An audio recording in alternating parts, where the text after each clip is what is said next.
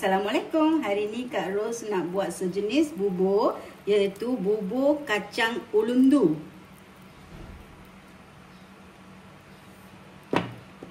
Tu cawan kacang ulundu.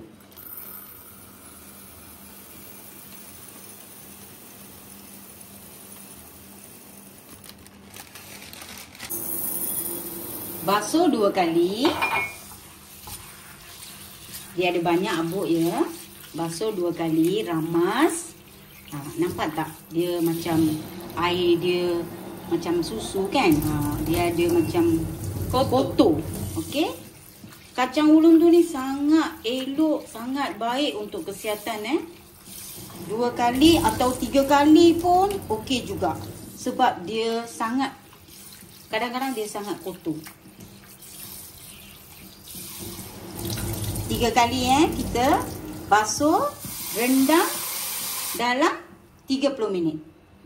Sudah 30 minit, kacang ulundu dah kembang. Sekarang kita bilas 1 kali, kisar halus ya. Bilas 1 kali.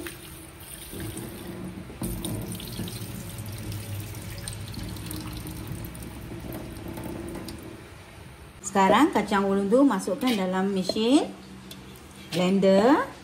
Kita nak kisar halus ya. Air ni sehingga macam ni.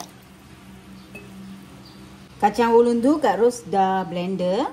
Tekstur ni kena serupa macam ni ya.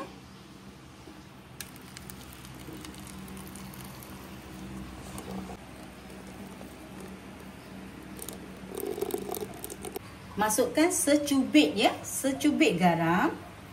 Lepas tu masukkan air. Air tu setengah gelas saja. Okey. Kacau dulu sebelum hidupkan api ya.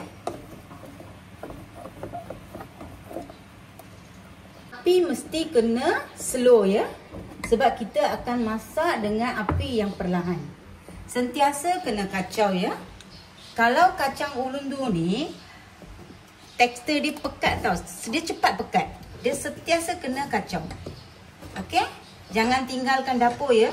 Kacang ulundu ni sejenis bubur yang menguatkan tulang, sakit sendi, kuatkan pinggang. Ini sejenis bubur yang boleh kuatkan tulang. Seminggu kena makan 2 kali. Ini nenek saya selalu buatkan untuk kita masa kecil-kecil dulu. Sekarang saya ingat balik, saya nak kongsi dengan subscriber saya ya. Ada Wix tu, you orang boleh guna tu itu lagi senang. Kak Ros tertinggal dekat tempat catering Kak Ros. Sebab tu Kak Ros guna sudip Sentiasa kena kacau macam ni. Kalau rasa pekat, bau ulundu ada, tambah air. Ya. Kalau you orang ada daun pandan, boleh masukkan daun pandan Hari ni Kak Ros tak ada daun pandan. Lupa beli, Kak Ros tak bubur. Sekarang you orang nampak tak tekstur ni dah pekat. Sekarang kena tambah air sebab bau kacang ulundu tu masih ada.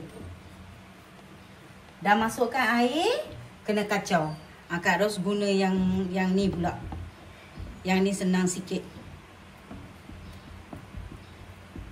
Sekarang lepas kacang ulundu ni bau dia semua dah hilang. Sekarang kita akan masukkan gula kabung. Gula kabung. Gula kabung. Gula kabung ataupun kalau boleh masukkan gula kabung dengan gula putih pun, mix pun boleh juga.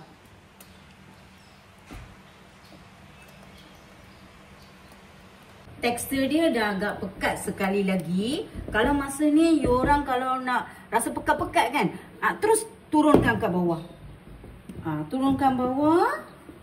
Takut dia cepat banyak pekat nanti berketul-ketul kan. Sekarang kita adjust, kita buat dia kan. Okey, kita adjustkan semua.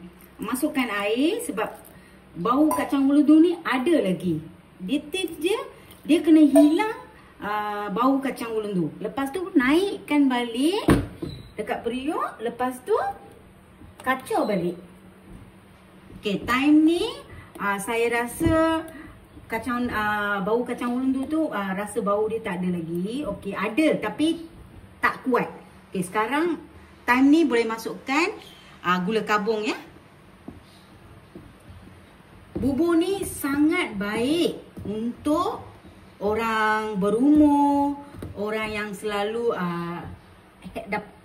period, lepas tu sakit belakang pinggan kan. Kalau bubur ni kalau makan seminggu 2 kali, kita sendiri akan rasa tulang kita rasa macam kuat. Jalan pun kuat. Sebab nenek saya selalu makan ni, seminggu 2 kali dia buat, dia mesti makan. Okey. Kacau sehingga gula kabung ni cair. Okey. Dan 1 sudu besar gula putih ya. Ikut cita rasa masing-masing. Kalau rasa nak gula, nak makan manis, boleh tambah 2 ya. Lebih tu 2 tu cukup. Jangan masuk banyak. Sebab kita ada masukkan gula kabung ya. Sekarang hampir siap. Jangan berhenti kacau ya. Kalau berhenti kacau, dia dah berketul. Benda ni tak boleh guna dah. Kita kena buat baru. Minta pertolongan ya. Anak ke, suami ke, adik-beradik ke, minta tolong. Sebab kita non-stop. Gula kabung dengan gula putih sudah cair. Sekarang kita masukkan 1 sudu besar macam ini santan ya. Kalau you orang nak pakai santan segar pun lagi bagus. Tunggu cair. Tambahkan sedikit air. Selepas masukkan santan, perlu masukkan air sedikit. Jangan banyak, sedikit saja. Tunggu semua, satukan dulu ya. Dia tak perlu mendidih sebenarnya. Tunggu dia semua sebati, wap-wap dia banyak, macam tu dah siap. Okay, sekarang masa ni santan yang saya bubur tadi semua dah sebati, tekstur pun dah halus. Okay, bau pun kacang ulundu tak ada, maksudnya siap. Okay, dah siap. Ini tekstur dia. Sangat baik bubur ni. Luar banyak tempat tak jual. Memang tak ada pun. Kak Ros pun tak nampak bubur ni ada dekat mana-mana. Tapi kalau buat sendiri lagi bagus lah. Hari ni Kak Ros kongsi resepi ni. Harap you orang suka. Subscribe channel saya. Like dan share banyak-banyak. Kak Ros dah buat 4 tahun video. Ramai yang menonton video saya tanpa subscribe. Kak Ros minta sangat-sangat bantu saya subscribe channel Nabisa Kitchen ya. Terima kasih. Dah siap. Kak Ros tunjukkan tekstur dia ya.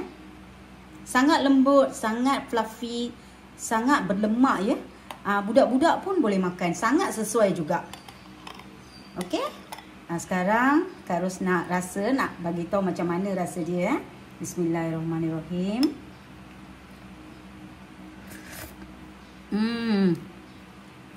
Sangat-sangat sedap, berlemak, manis, sangat sedap. Okey, harap you orang suka, mesti kena cuba ya, mesti kena cuba. Ini sangat sesuai untuk sakit-sakit sendi, kuatkan tulang, kuatkan tumit semua. Bahan bubur ni sangat sesuai. Harap you orang cuba ya.